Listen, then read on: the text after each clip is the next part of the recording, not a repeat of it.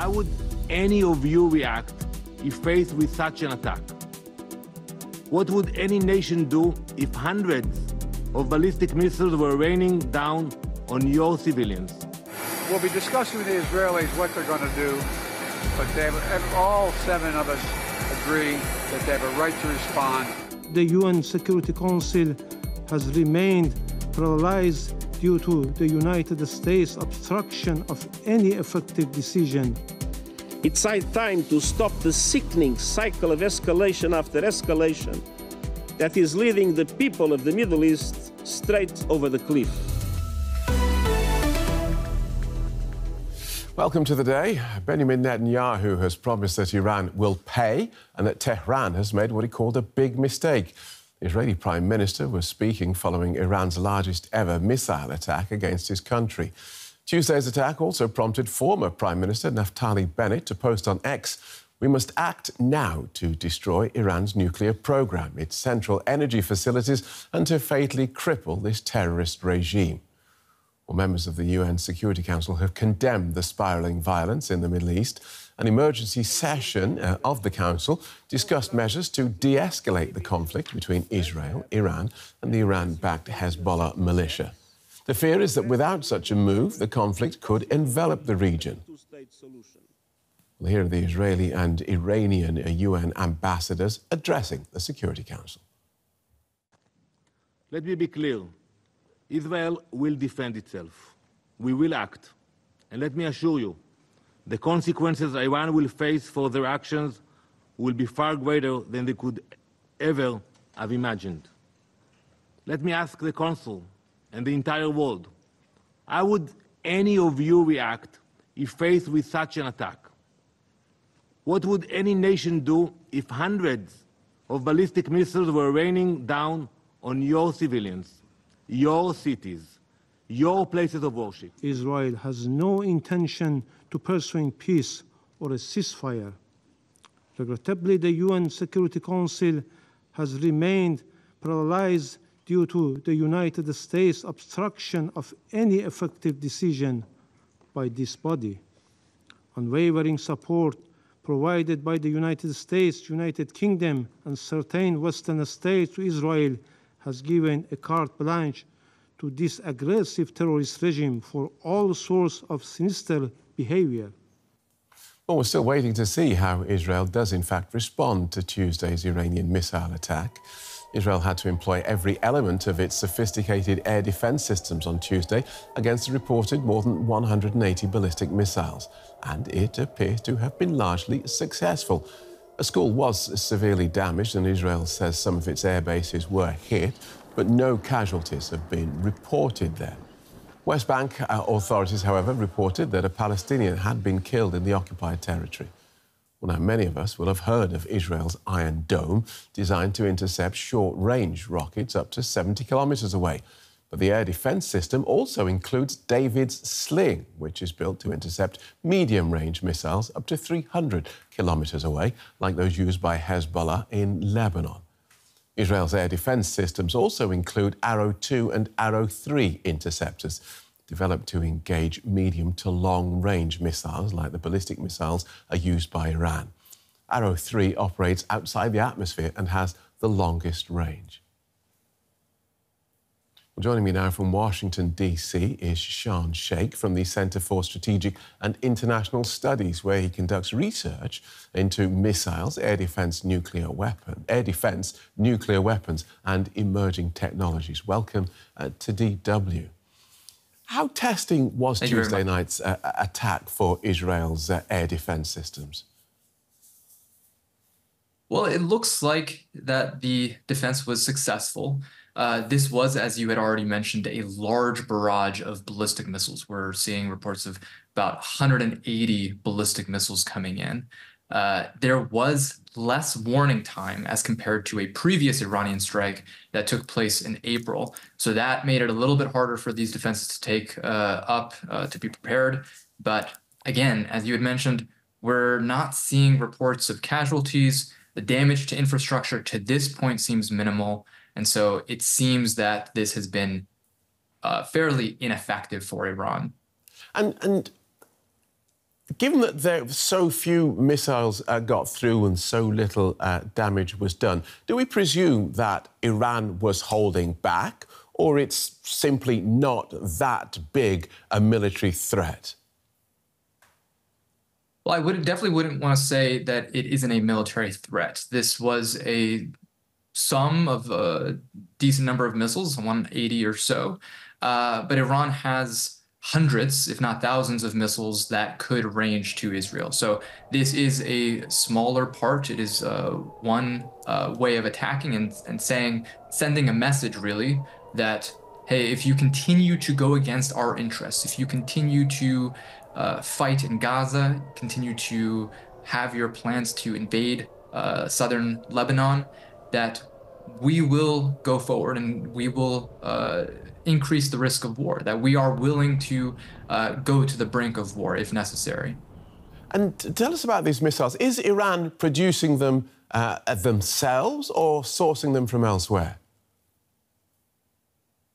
Iranian missile capability is pretty sophisticated at this point. This is one very important element of their deterrent posture, which is why they're really not willing to give it up in arms control negotiations. They had gotten some know-how from the North Koreans years ago, but since they've really been developing their own arsenal and improving upon earlier derivatives. So we've seen, for example, the Imad and Shaan Shaikh, Khaybar Shaikh missiles that were used in this latest attack. Those are further improvements upon missiles that they had already developed earlier. And there were claims in Iranian state media that a new hypersonic Fatah 2 missile was part of Tuesday's attack. What can you tell us about that and whether indeed it's particularly effective?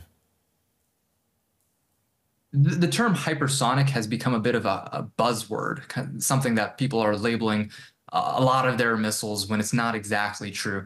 A hypersonic missile, yes, does travel 5 times the speed of sound, Mach 5 or greater.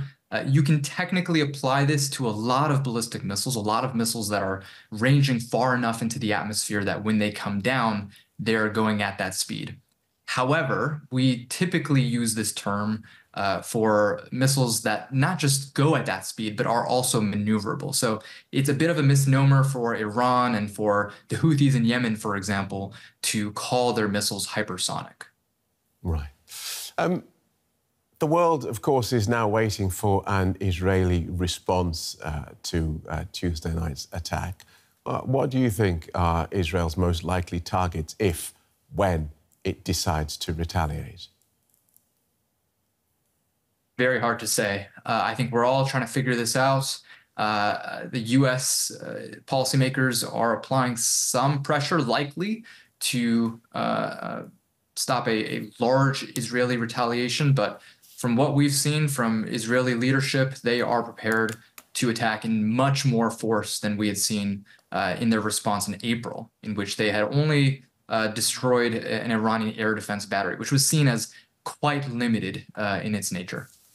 Interesting to see today that President Biden has said that he would not support any Israeli strike on Iran's nuclear sites in response to this attack. A clear line there from the US president against an ally who has quite frequently disregarded his advice. Yeah, I think it's very notable. The U.S. has tried to set some, maybe not red lines, but some guidance for Israeli actions in the past year. Israel hasn't always gone forward and agreed to those guidelines. You know, whether it's U.S. calls for a ceasefire in Gaza or for limited action against Hezbollah in Lebanon, Israel has been pursuing maximalist aims. And so it remains a question if it will pursue maximalist foreign policy, maximalist aggression against Iran in this case. The hope for the U.S. and for a lot of others is that Israel will respond perhaps more than it did in April, but still not strike something as critical as Iran's nuclear facilities. Good talking to you. Thanks for taking us through that. Shaan Shaikh from the Center for Strategic and International Studies. Thank you. Well, so far, international efforts have had little success in bringing an end to the fighting in the region. Now, much of the focus is on urging restraint. At an emergency meeting of the UN Security Council, Secretary-General Antonio Guterres pleaded for an end to what he called the deadly cycle of tit-for-tat violence. It's high time to stop the sickening cycle of escalation after escalation that is leading the people of the Middle East straight over the cliff. Each escalation has served as a pretext for the next. We must never lose sight of the tremendous toll this growing conflict is taking on civilians. And we cannot look away from systematic violations of international humanitarian law. Well, Dalia Dassa Kaye is a senior fellow at the University of California, Los Angeles Burkle Center for International Relations. Welcome to DW. Where do you see Israel striking back first?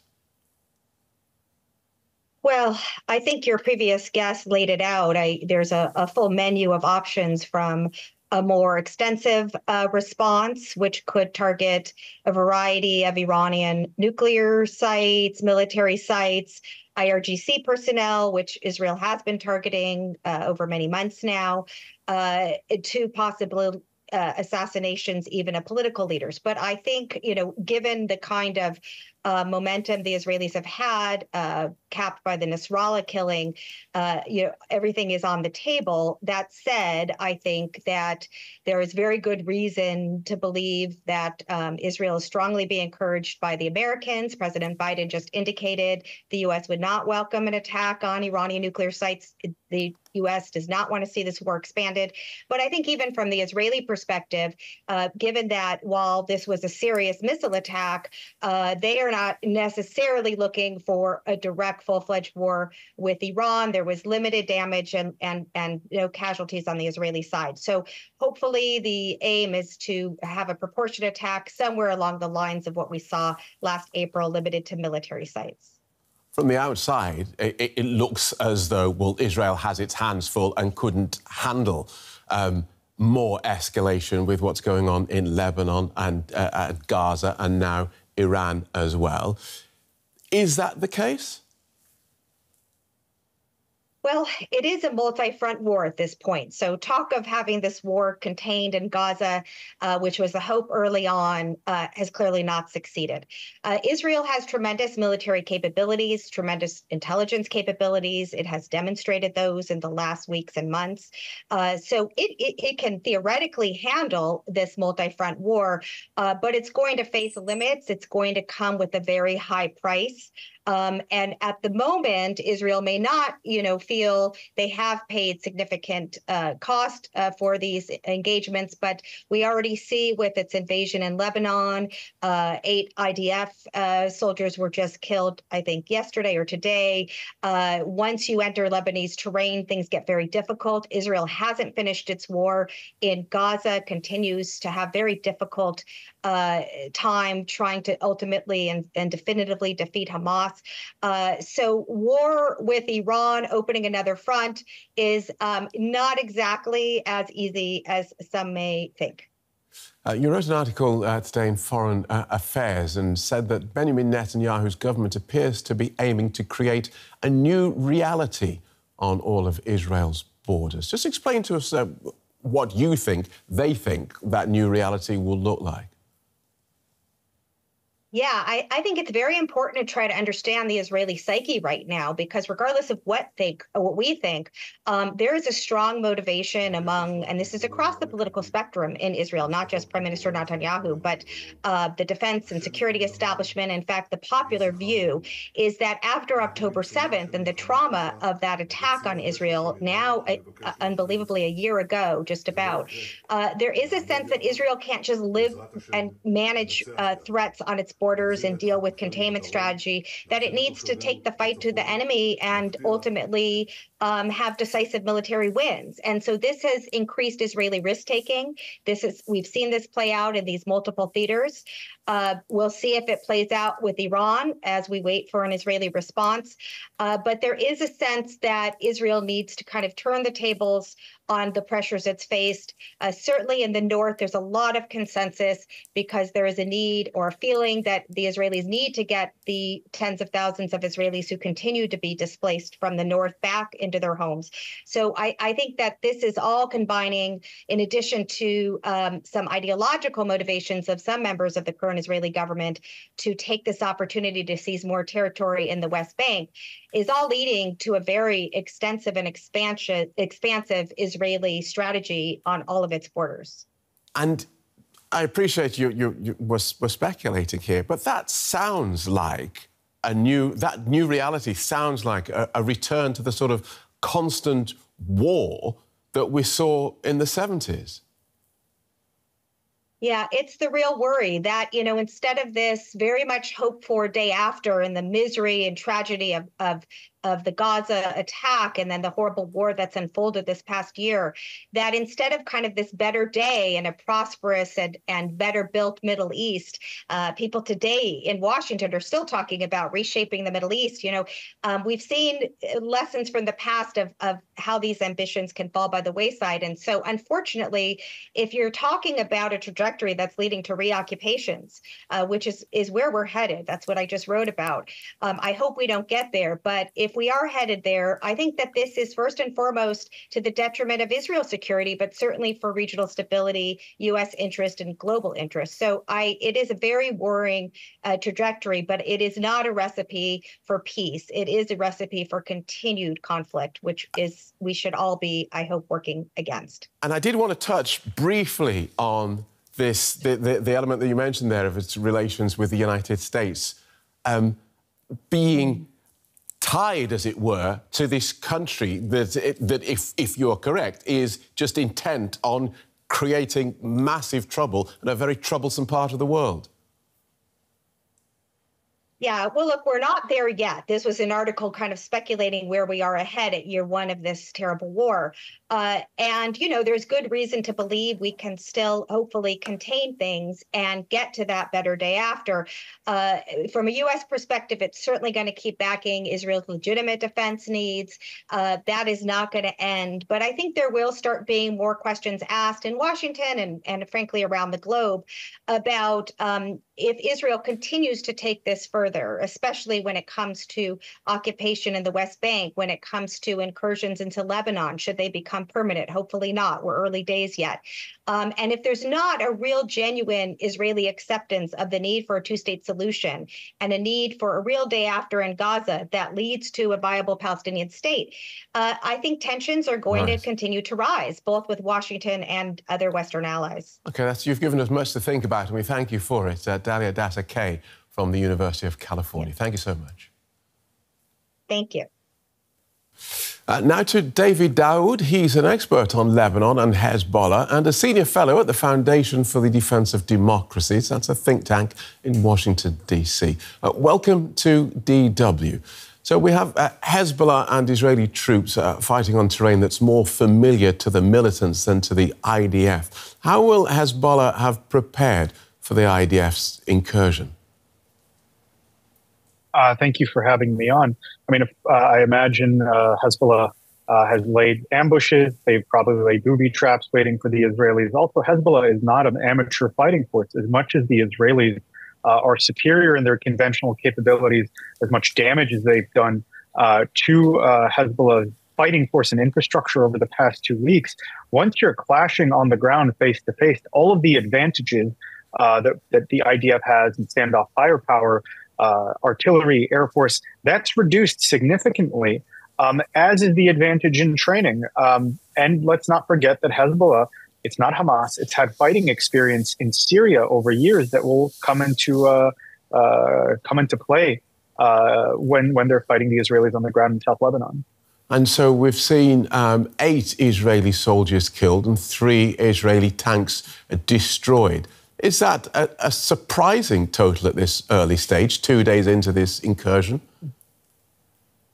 Well, aside from the soldiers, I don't know if the destruction of the tanks was confirmed and damage to tanks. I mean, the question is whether these pieces of armor can be repaired and put back into service. It's I don't know if it's surprising. It's definitely unexpected that this would happen this quickly.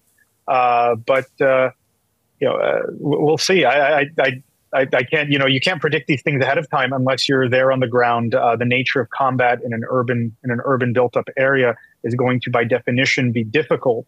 But let's see what the outcome is, and I think you gauge the fatalities against the outcome. Israel's has killed Hezbollah leaders and wiped out layers of its command structures. How strong is Hezbollah at the moment? Mm-hmm. Again, that's hard to determine. It depends on who remains, how much of their fighting force remains. We know that a lot of the upper command, the people that would be directing Hezbollah as an organization, have been decimated. Their communications have been disrupted. So that is obviously going to put Hezbollah on its back heel. That does not mean that you count Hezbollah down for the count, as it were. As you noted, right, there have been 8 casualties. This is not an insignificant number. It means Hezbollah, at least in a compartmentalized fashion, in certain villages where the Israelis are going to have to enter to destroy Hezbollah's arsenal and military buildup, they're capable of fighting in those closed units. Now, are they going to be able to fight as a coordinated force across South Lebanon or across Lebanon, given the damage to Hezbollah's hierarchy, the disruption of their communications? That's a separate question. We'll have to wait to see how the fighting unfolds to determine that.